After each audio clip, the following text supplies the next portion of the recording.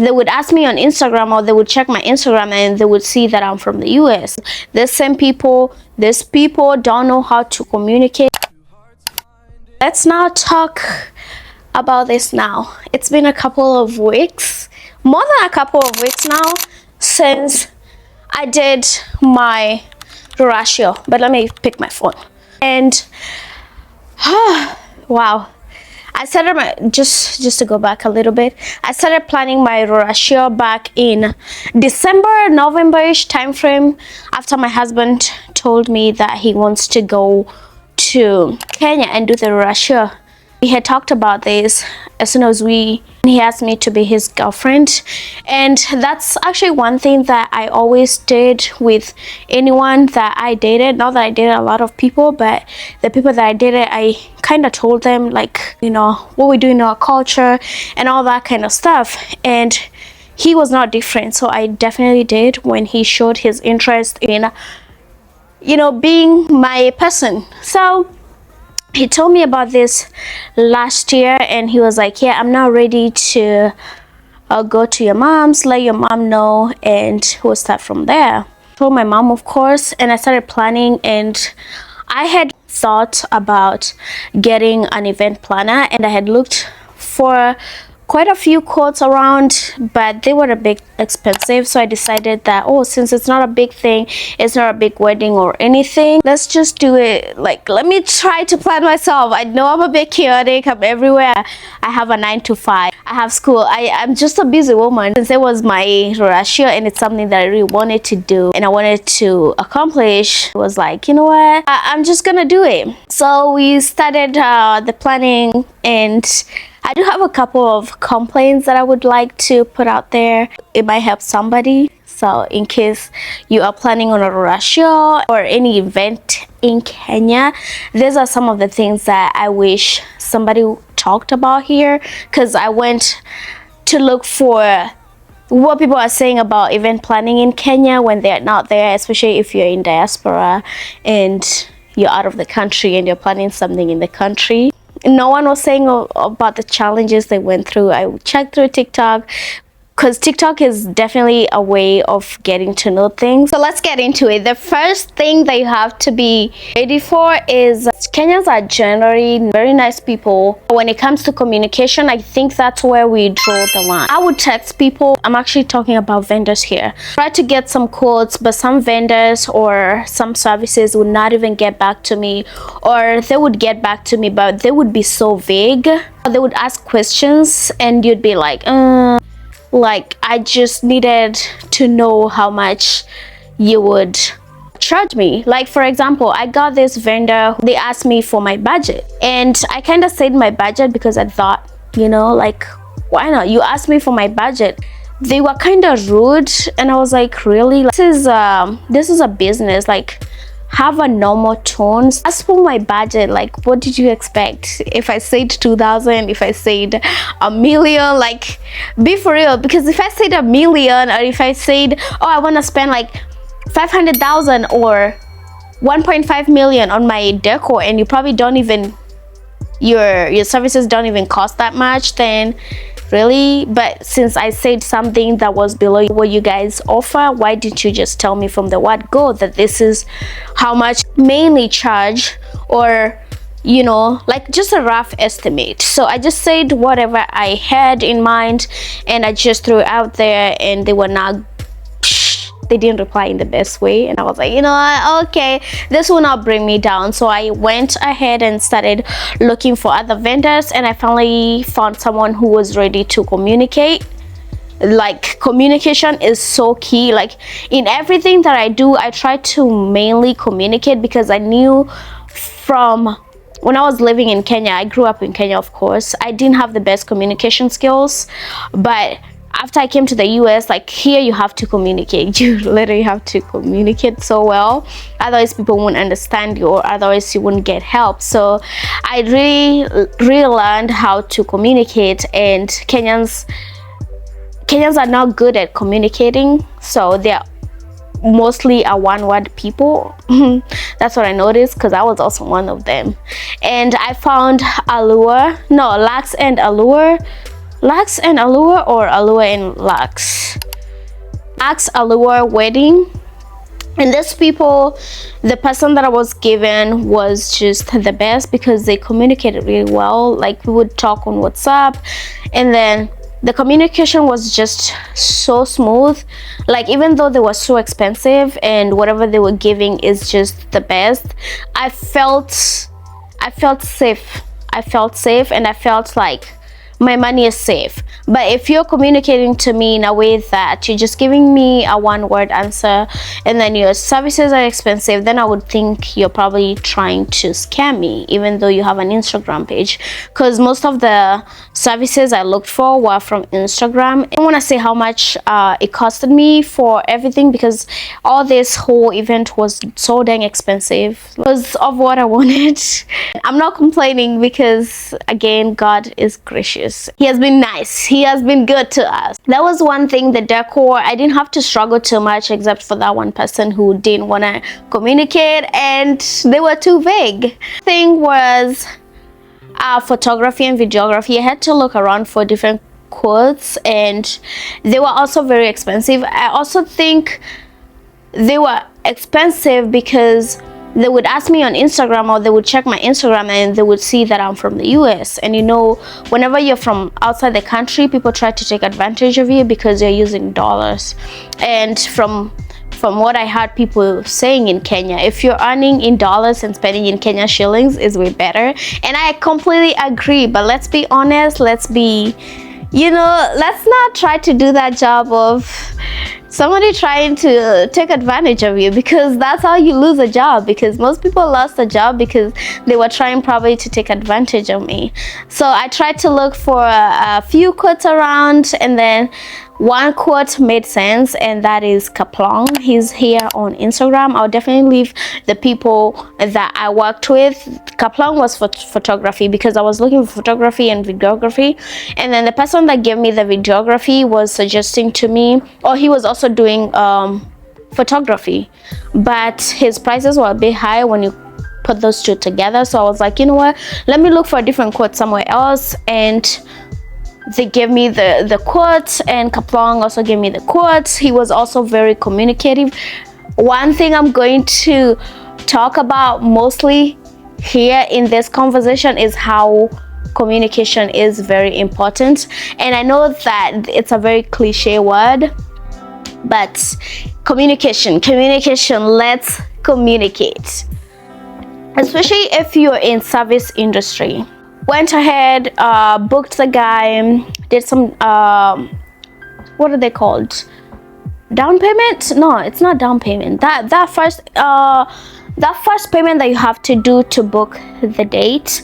And I definitely did that. It was smooth, like the smoothest payment I've ever made, or conversation I've ever made. Even our conversation is this little compared to other people that you really had to get the information from them for them to give it to you.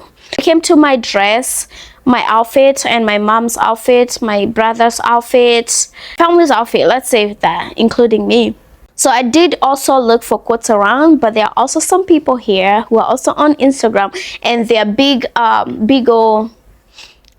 brands here on Instagram, and I was really trying to work with them, but they were probably very high, and I completely understand they were high, but just communication. They were not communicating so well. Let's get this right. People in Kenya, if you're in service industry, I think you need to learn on how to communicate, because why are you losing money? I was so willing to work with the first couple of quotes that I got around, but if you're not giving me that safe place, I don't feel like I'm safe, because you're definitely giving red flags. So I did look for a few around. I know some people, I did text them and I told them that, oh, let me know if you find the fabric, because some of them would be like, oh, let me go to the market, and if I find the fabric, I'll let you know and how much it costs. And up to date, they've never gotten back to me. Today I was going through the WhatsApp messages and trying to delete them, because I am so pissed, because what do you mean? It's past the date and you still haven't gotten back to me? I honestly don't think anyone would choose them. Finally, I got with the Habu Kenya. They're definitely the best. That's where my mom got her dress. That's where we all got our outfits from. That's the people that I've honestly, with me, as long as I'm comfortable with you, that's it. As long as I'm comfortable, as long as you make me feel safe when it comes to my money, because I definitely didn't lose any shilling in this whole process.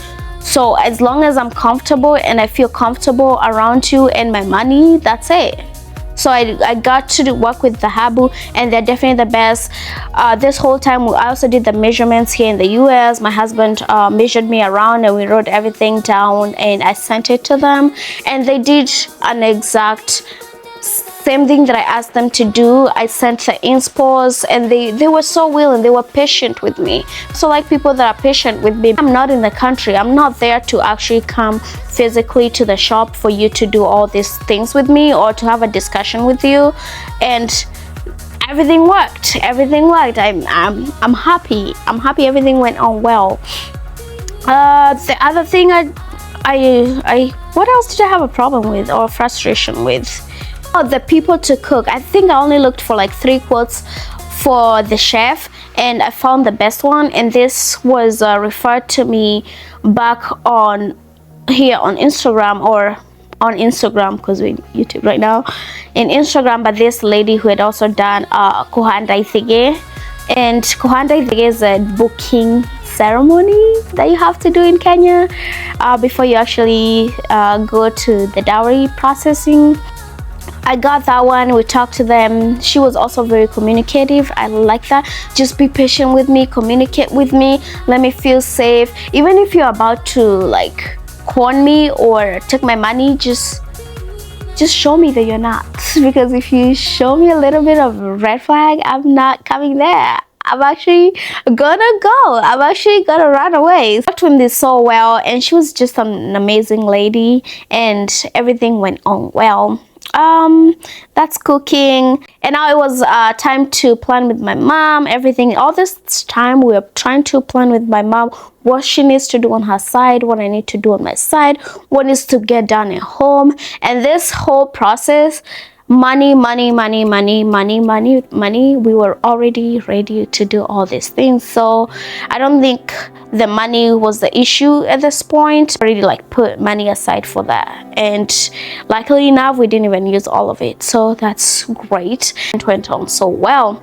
What I'm trying to say out of this is that whenever you are out of the country and trying to plan for such an event, make sure that you're following up, because these people will not follow up, or some people would follow up but they're still showing some red flags.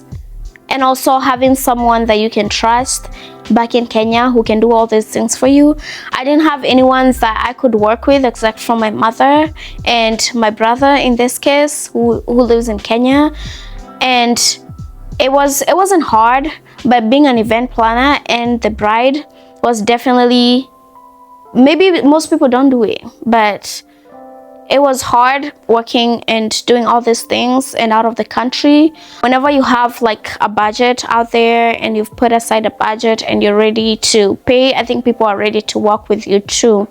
And another issue that I had come across was the fact that I started my planning so early, and maybe some people felt like it is too early for you. So maybe in that case, look for an event planner.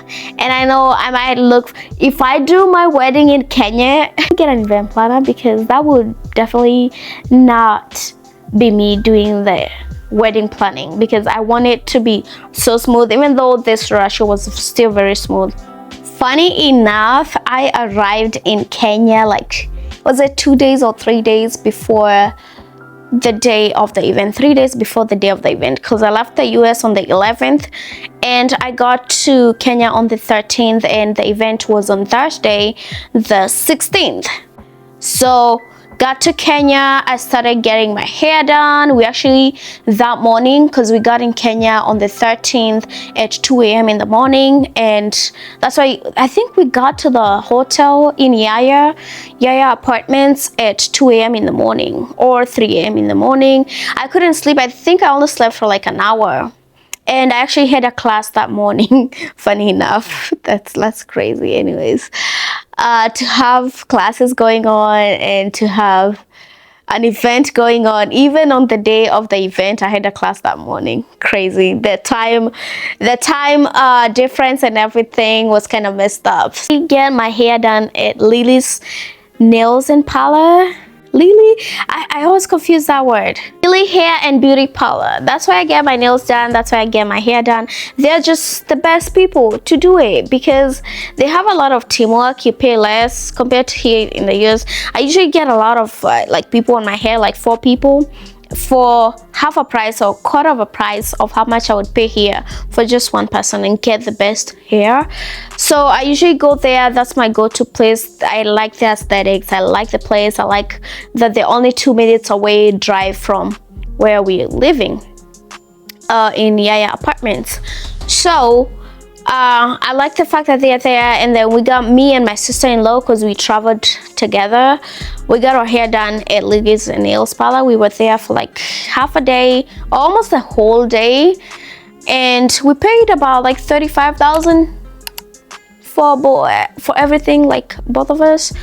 But I actually overpaid, but I didn't realize. And then the following day when I went to get my lashes done, they told me, because in Kenya you don't get that. People don't tell you when you overpay. And I like the fact that they're so honest. This is what I'm saying. If you just make me feel safe around you and you still steal my money, or you just unintentionally use my money without knowing, and you tell me, or I don't even realize, like I feel so safe. I think it's just that's just me. I just like to feel safe. Maybe it's from childhood trauma. We'll talk about that maybe in a different setting. Anyways, so I got that done, and then the following day is when we were supposed to go pick up my dress from the Habu. But before the following day, before I actually went to get my nails done and my hair done, we went to the Habu and I got measured, everything. And then, I told them what I need to get fixed, and then they fixed it. And then the following day, my husband's suit was also supposed to get fixed. We traveled with his suit. The following day was the travel day to Kagio from Nairobi to Sagana. I don't even know whether we're in Kagio or Sagana, because I feel like we're in between Kagio and Sagana, just by the river. I'm so excited to go meet my mom and everything. And that same day, was it the same day that the event decor was supposed to get there? I think it was on Wednesday. Actually, we got to Sagana on Tuesday, and then we spent the night at a hotel in Sagana. Our go-to hotel also is Abai. We like that place. It's just gorgeous. We like the fact that it also has good everything is just good there. Following day, I was just trying to see what needs to get done. We were just relaxing because my brother was also in Kenya, the one that lives in Dallas, and he was actually in Kenya, and he called and he was like, oh, you guys are just relaxing. I was like, yeah, everything I think I planned everything so well that I didn't have like last minute rush. And I also needed a specific number of people. I only needed 65 people. Tell me why actually we'll talk about that on the day of the event. We did 65 people. I also did a thank you cards that we printed over here. There's a website that we actually used to print our pictures, and we printed the thank you cards and we brought them. So it was only for like 65 people. And we'll talk about what happened on the day of the event. I'm not mad actually, but it was that day. And then that evening, so that the day before the day of the event was on Wednesday, so we went to do shopping that my husband is supposed to bring on the day off. So we went together, did the shopping, and then we came back home, had some lunch. We were also waiting on my brother to come back from Mombasa. They had gone with the wife to Mombasa just to relax and then come back. So they came back, and then So me and my brother and my sister-in-law and my husband were now going to, we decided to go have lunch in Nanyuki, but we didn't even get, no, Nyeri. My husband wanted to go to Nyeri so bad, but it was too late that we didn't get to Nyeri when I realized that, oh, before we got to Karatina, oh, we need to pick up my husband's mom from the airport. And then so we just did it in Karatina, and then from there we went to the airport to pick up the mom, and now it was the day of the event. My mom-in-law arrived on the day before the event. She was tired, but she was so happy to do this that she was so excited. She didn't feel the tiredness. So the day of the event, I woke up, me and my husband were in the hotel. I woke up, left my husband sleeping, and went to my home. It was only like 10 minutes or less. We had a car this whole time. We had a car in mind. And speaking of, I didn't tell you guys how much of a headache I had to book cars, because these people don't know how to communicate, and when they communicate, there's somebody that actually pissed me off. I asked them how much it was for the car, and they were just saying available, like really? And I would say, how much is that? How much do you charge the car? Because I want to rent a car, and I want to rent a car with a driver for this specific amount of days, but he would be like, available. That's what he would say. I didn't even talk to him again. So the driver picked me up that morning, and then it was like, actually my photographer and videographer are the ones that woke me up, because they were there at exactly 6:30, and they woke me up. And I woke up and I went to my home. The people had not even woken up. I think my mom had woken up, but she was in Kagio. She's a very busy woman. And my brother was there too, and then my other brothers were also there. The chefs had arrived the day before, so they had started cooking, and my makeup artist came with the videographer, and we started doing the makeup. And I started seeing people coming, because we were supposed to do 2 events on the same day. We were supposed to kuhanda ithege, just booking the bride on the same day, that same morning, because we've never done it.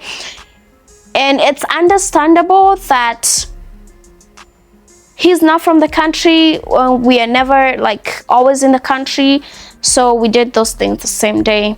And so people from my village, where my mom is from, they had started arriving at around 9:30ish, 10:30ish.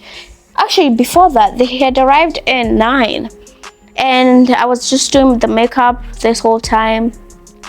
We started the event. It was so smooth, I swear to God. I think the people that I was actually working with, my service providers, my videographers, photographers, just everybody that I had hired, was just, I didn't have to micromanage. They were so cooperative.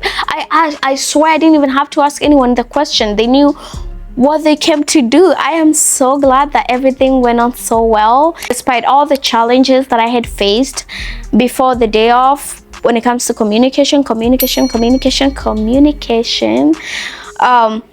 I really thank God that everything went on so well, how it was supposed to go. So we did the makeup. I got my makeup done, I got my dress, and then we went to do the photo shoot. And then from the photo shoot, it was now time for them to get in to kuhanda ithege. And then when they handa ithege, they came back out again, and then you guys have seen the whole video. They came back again, and then when they came back again, now it was time to give the dowry. And from there, we started eating, dancing. Oh my gosh, everything went on so well until now it was time to serve the food.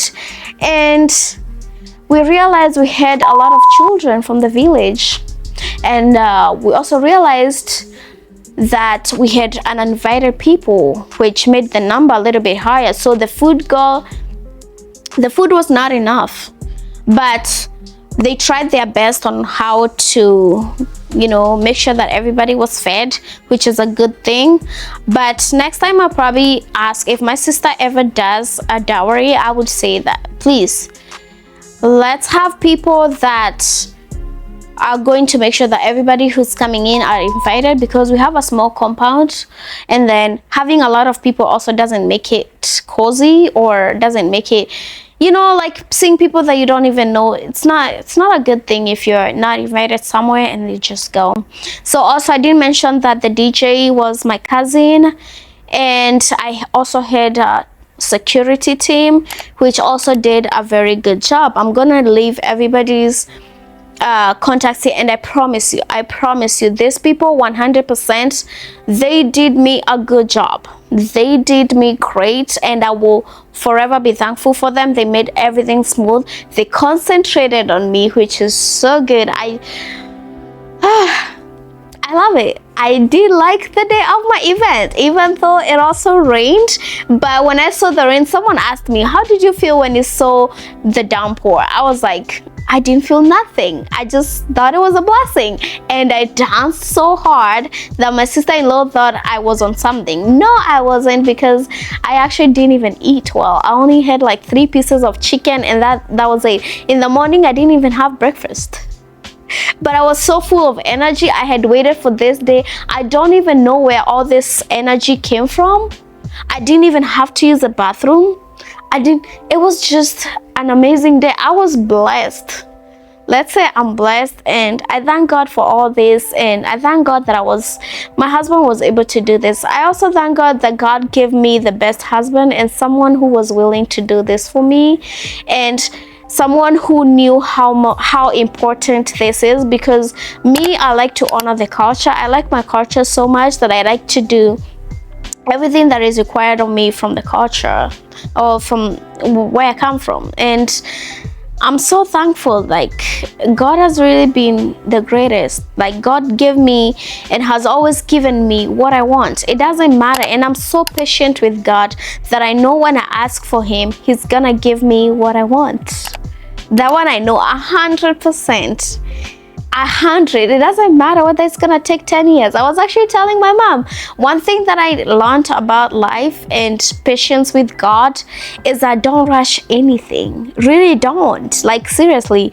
Sometimes we anger God by rushing him. We anger God by not being patient with him. We anger God by trying to do things that are not even meant for us, when God has a plan for us. Actually, that's the best word. I've never used that word when I was preaching. By preaching, I mean like giving testimonies or like talking about God. But I swear, I think God has a plan for all of us.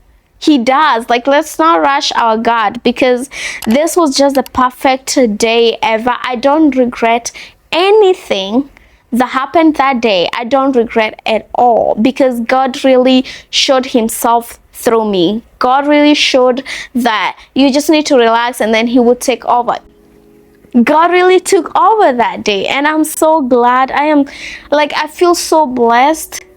It sounds so cliche, but I do feel so blessed. Hope that someone got something from all this. And if you're in diaspora, if you're in the US, if you're outside the country, Kenya, and you're planning an event, because I'm now talking to Kenyans. If you're a Kenyan and you're getting married, and you're trying to do a Ruracio, you're trying to do an event in Kenya, I hope you got all this, write this down, because it's gonna help you. This is something that if I was to do it again, I now know. My sister, if she ever does it, I will guide her. And I would guide her in the right direction, because it was the smoothest day. From what I hear from people is that, oh, my day was so hectic. I didn't have that. I swear, I didn't have that. I had the smoothest day. The people that I paid were just, they concentrated on me. And that's the way. That's the way. The person that you're paying to do your service, they're supposed to concentrate on you. They're supposed to make you feel safe. They're supposed to make you feel like you paid for this, you know. And everything went on so well. I'm thankful that everything just went the way I was anticipating. And for my wedding, which we need to start planning, or if we ever do a wedding, I hope that it goes that way. And I can't really wait to see how God will bless us, because he had already blessed us, because 2 is better than 1. And I'm a believer of that. I'm a believer of that because I have seen it. I've experienced it, and I hope this love lasts forever. And I love this man so much. I love my husband so much. He's actually the best thing that ever happened to me. And yeah, I hope you guys had enjoyed this video. If you got something from it, let me know in the comment section. If you had a bad experience, or if your event didn't go as planned, if you have any questions, I'm always open on Instagram. I always check my Instagram, my hidden. Sometimes the messages get hidden. I always try to reply because I do like helping people. I think that's something that I didn't know that I like, but I do like helping people with the little information that I have. I don't like holding on information. I like to give it out there, and I hope you guys will let me know in the comment section what you think, what you guys have questions with, and I'll see you guys in my next video. Thank you for always being here. Thank you for liking, sharing, subscribing, commenting, and see you guys.